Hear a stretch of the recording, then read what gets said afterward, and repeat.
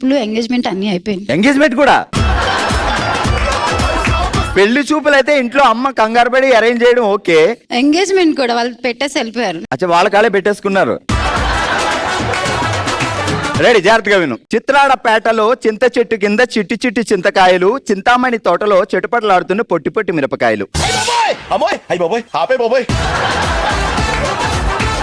అరెడీ. చింతామణి పేటలో చింత చెట్టు కింద.